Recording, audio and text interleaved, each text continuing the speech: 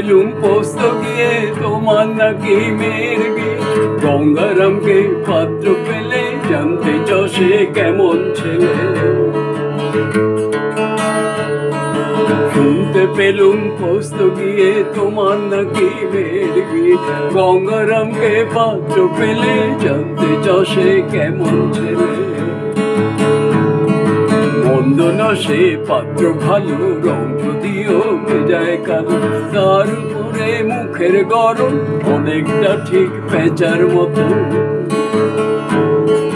বিদ্যে বুদ্ধি বলছি মশায়, তন্নি ছেলে অন্তমশায়। 19 বার ম্যাট্রিক এসে ঘায়েল হয়ে থামলো শেষে।